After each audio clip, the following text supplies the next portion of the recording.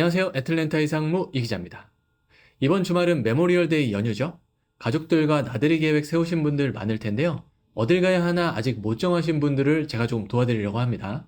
이번 연휴에 가족들과 함께 즐기기 좋은 애틀랜타 축제 5군데 특집으로 준비했습니다.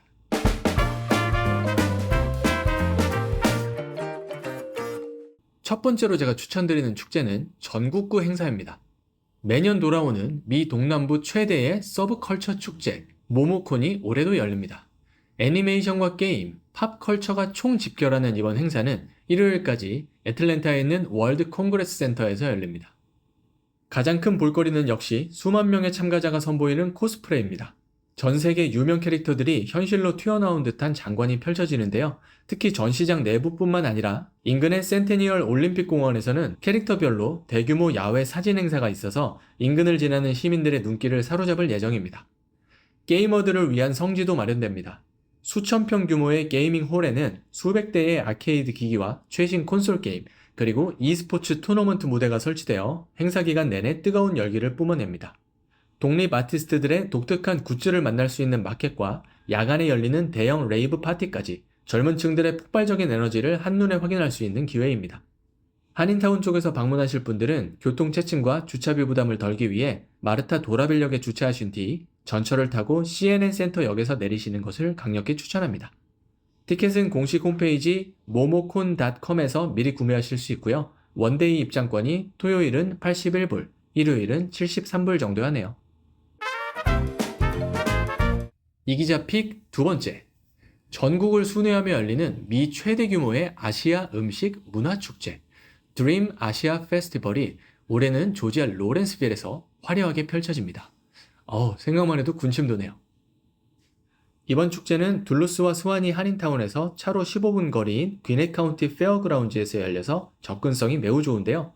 동아시아부터 남아시아를 아우르는 80여 개의 전문 푸드팀이 참여해서 한국식 길거리 토스트, 불고기 타코, 일본식 타코야끼 등 이색적인 길거리 음식들을 한자리에서 선보입니다. 특히 $6 이하의 소량 샘플러들이 많아서 여러 가지 음식을 조금씩 다양하게 맛보실 수도 있습니다. 볼거리 또한 역대급입니다. 라스베가스에서 유명한 태양의 서커스 출신의 아티스트들이 펼치는 웅장하고 아크로바틱한 공연은 물론 수백 명이 광장에 모여 즐기는 K-팝 랜덤 댄스, 일본 내수용 튜닝카 전시장, 개들의 묘기를 볼 수 있는 도그쇼도 있습니다. 그리고 제일 기대되는 것은 바로 오징어 게임 챌린지. 이름만 들어도 재밌을 것 같지 않나요? 티켓은 당일에 구매하면 $20인데 하루라도 전에 온라인으로 예매하면 $12밖에 안 하니까 꼭 미리 사두시고요. 10세 이하의 어린이는 무료로 입장할 수 있습니다. 사람들이 북적북적한 게 좋으시다면 오후 늦은 시간에 가시고요. 여유롭게 즐기고 싶으시다면 오전 11시 오픈 직후 시간대가 좋다고 하네요. 세 번째는 다름 아닌 르네상스 페스티벌입니다. 사실 이거 지난번에도 한번 소개 드렸었는데요. 이번 메모리얼데이 연휴에는 더욱 스페셜하게 열린다고 합니다. 대항해 시대의 해적들이 쳐들어옵니다. 중세 유럽으로 시간 여행을 하시려면 타임머신 필요 없이 1시간 정도만 운전해서 가시면 됩니다. 애틀랜타 남서쪽 페어번에서 올해로 41주년을 맞이한 조지아 르네상스 페스티벌이 지난 4월부터 매 주말 열려왔는데요. 6월 초까지만 하니까 이번에 놓치시면 내년까지 기다려야 합니다. 중세 기사가 말을 타고 벌이는 마상 창시합이 정말 박진감 넘치고요. 160개가 넘는 장인 상점들과 14개의 라이브 무대에서는 중세풍 코미디와 마술 공연이 쉴 새 없이 펼쳐져서 마치 하나의 거대한 야외 연극을 즐기는 느낌이 난다고 하네요. 여기서 무조건 먹어야 하는 시그니처 메뉴, 전보 칠면조 다리 드셔보셔야겠죠? 만화에서 튀어나온 듯한 거대한 고기를 손으로 뜯으며 전통주인 미드나 크래프트 맥주를 곁들이면 중세 귀족들은 이런 거 먹었구나 싶으실 겁니다. 이번 메모리얼데이 연휴 동안의 테마는 해적 침공이라고 합니다. 해적들에 맞서 싸울지, 한패가 되어 모험을 떠날지는 가서 보고 결정하세요. 티켓은 공식 홈페이지에서 구매하시면 되는데 조기 매진될 수 있으니까 서두르셔야 합니다. 어른은 35불, 어린이는 20불 정도 하네요. 이기자 픽 네 번째. 여기를 또 빼놓을 수 없죠. 애틀랜타의 상징이자 매 연휴 때마다 북적북적하는 그곳, 스톤 마운틴 공원이 이번에도 역대급 스케일의 축제를 준비했습니다. 스톤 마운틴 그 레이저쇼 옛날에 봤어 하는 분들 많으실 텐데요. 그거 이제 진짜 옛날 얘기입니다. 스톤 마운틴 밤하늘에서 수십 년간 이어져 온 아날로그 레이저 쇼가 전면 폐지되고 그 자리를 4K 초고화질 프로젝션 매핑과 250대의 드론이 채우는데요. 특히 이번에 도입되는 파이어 드론은 밤하늘에 거대한 독수리 영상을 그리며 실제 불꽃을 발사하는 압도적인 장관을 연출한다고 합니다. 밤에만 볼 것이 있는 건 아닙니다. 토요일, 일요일 낮에는 육군 군악대가 펼치는 스페셜 라이브 무대가 있고요. 케이블카를 타고 올라가 세계에서 제일 큰 화강암 돌덩이 위에서 뻥 뚫린 경치를 즐기실 수도 있습니다. 그 아래 둘레길을 한 바퀴 쭉 돌아보시는 것도 스톤 마운틴의 절경을 즐기는 좋은 방법이죠. 드론쇼 명당 확보를 위해서는 늦어도 오후 5시 이전에는 공원에 진입해서 잔디밭 자리를 선점하시는 것이 좋습니다. 현역과 은퇴 군인에게는 무료 티켓이 제공되고 그 가족들에게도 30%의 할인 혜택이 주어집니다. 제가 뽑은 마지막 축제는 음악을 사랑하시는 분들을 위한 겁니다. 벌써 올해로 49회째를 맞는 미국 최대 규모의 무료 야외 축제, 애틀랜타 재즈 페스티벌이 피드몬트 파크에서 열립니다. 올해 축제는 전통 재즈부터 세련된 현대 힙합이나 R&B 소울과의 융합까지 아주 감각적이고 다채로운 최상의 라인업을 갖추고 있습니다. 토요일 밤 헤드라이너는 현대 재즈 씬의 구원자로도 불리는 세계적인 색소포니스트 카마시 워싱턴입니다. 웅장하고 영성 깊은 사운드로 피드몬트 공원의 밤하늘을 채우게 되겠습니다. 일요일 밤에는 힙합계의 살아있는 전설이자 월드 클래스 라이브 밴드인 더 루츠가 메인 헤드라이너로 참여합니다. 재즈의 정체성을 현대적으로 재해석한 폭발적인 세션 연주를 선보일 예정입니다. 마지막 날인 월요일은 마룬5의 키보디스트이자 그래미상을 여러 차례 수상한 세계적인 R&B 싱어송라이터 PJ 몰튼이 출연합니다.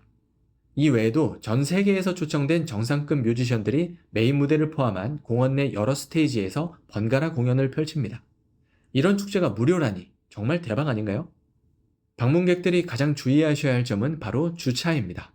매년 20만 명이 넘는 인파가 몰려 공원 주변의 주차장은 사실상 마비되는 만큼 마르타 전철을 통해 미드타운이나 아츠센터역으로 가시는 것이 정답입니다.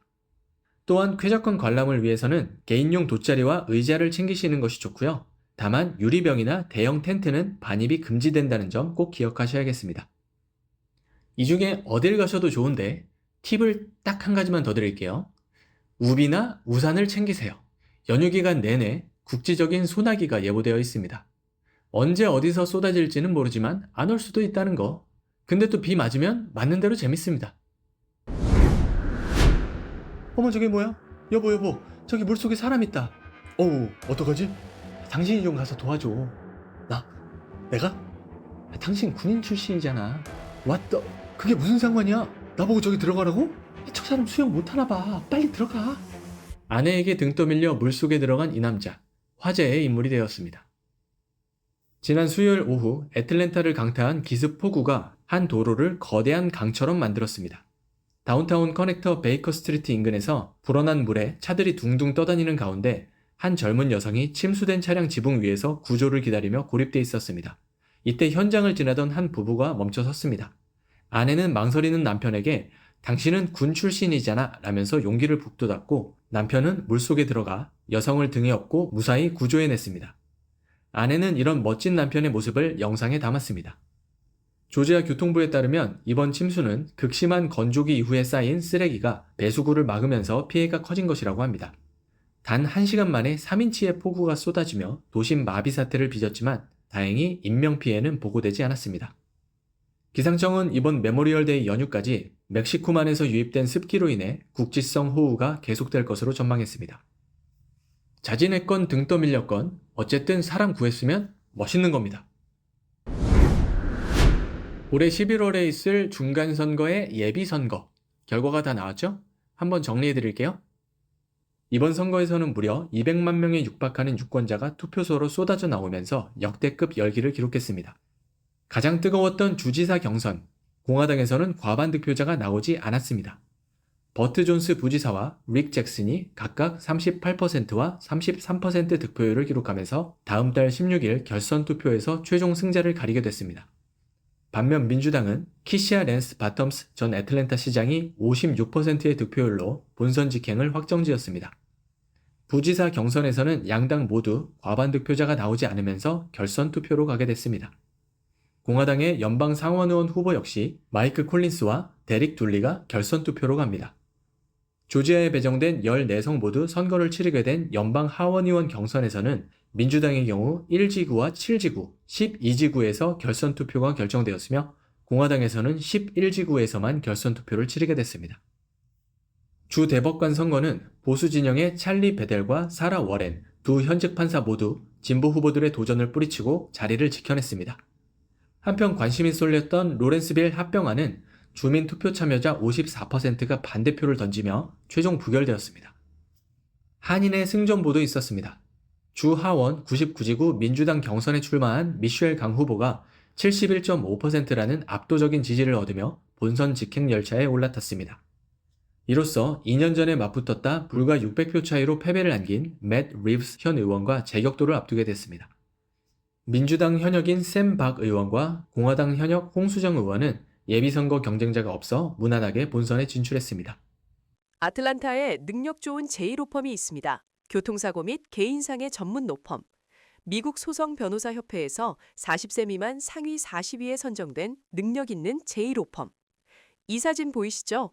이렇게 경미한 데미지로 29만 5천 불 승소하셨다는 게 믿기지 않습니다. 절대적인 맞춤형 서비스, 결과로 증명하는 제1로펌. 470-549-7777. 한국에서는 몇 년간 킥보드 사고로 많은 청소년들이 숨지거나 다치면서 사회적 이슈가 되었는데요. 조지아에서는 요즘 청소년들에게 인기가 많은 전기 자전거가 도로 위에 시한폭탄으로 떠오르고 있습니다. 폴사이스 카운티 보안관실은 최근 불법 개조되거나 교통법규를 무시하고 달리는 전기 자전거에 대해 무관용 단속을 선포했습니다. 최근에 시속 45마일로 질주하며 차량 사이를 위험하게 추월하던 청소년을 적발했는데요.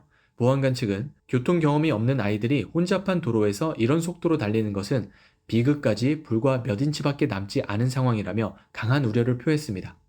현재 조지아 법에 따르면 시속 28마일까지 가능한 클래스 3 전기 자전거는 최소 15세 이상이면 면허 없이도 탈 수 있습니다. 하지만 문제는 시속 45마일이 넘어가는 소위 전기 오토바이들입니다. 이들은 면허와 등록이 필수인 장비임에도 불구하고 많은 청소년들이 아무런 교육 없이 인도와 차도를 무법천지로 누비고 있습니다. 폴사이스 카운티 보안관실은 앞으로 위반 사례를 기록해 부모에게 즉시 통보하고 재적발 시 엄중한 법적 처벌을 내릴 방침입니다. 향후 귀넷 등 다른 카운티에서도 유사한 조치가 이루어질 가능성이 커 보입니다. 애틀랜타 다운타운 인근에 거주하시는 분들은 당분간 물을 끓여 드시는 게 좋겠습니다. 정수 시설에 문제가 있어서 시 당국이 물 끓이기 권고를 발령했습니다. 애틀랜타시 상하수도 관리국에 따르면 이번 조치는 시 전역에 해당하지만 특히 다운타운 지역에 집중된 영향이라고 밝혔습니다. 애틀랜타에서 가장 오래되고 규모가 큰 정수시설인 햄필 정수장에서 전력 공급 장애가 발생한 것이 원인으로 알려졌습니다. 시 당국은 주민들에게 식수, 요리, 양치질 등에 사용하는 모든 물을 반드시 끓여서 사용하거나 생수를 이용할 것을 강력히 권고했습니다. 이번 권고는 별도의 해제 통보가 있을 때까지 유지됩니다. 귀넷 카운티의 홈오너분들은 우편함 꼭 확인해보세요. 올 가을 내야 할 세금의 기준점이 되는 부동산 평가액 통지서가 들어있을 겁니다. 귀넷 카운티 당국은 지난 금요일 관내 주택과 상업용 부동산 소유주들에게 연례 평가액 통지서를 발송했다고 밝혔습니다. 이번 통지서에는 올해 1월 1일자로 산정된 여러분들의 부동산 가치가 상세히 적혀 있는데요. 작년 가치와 비교해 올해 내 집값이 어떻게 평가됐는지 한눈에 확인하실 수 있습니다. 아시겠지만 이게 당장 돈을 내라는 세금 고지서는 아닙니다. 하지만 이 금액을 바탕으로 세금이 매겨지기 때문에 금액이 너무 높게 잡히지는 않았는지, 또 홈스테드 면제나 세액 공제 같은 혜택들이 빠짐없이 적용됐는지 꼼꼼히 보셔야 합니다. 만약 평가액이 시세보다 너무 높아서 억울하시다면 통지서 상단에 명시된 기한 내에 반드시 이의 신청을 하셔야 합니다.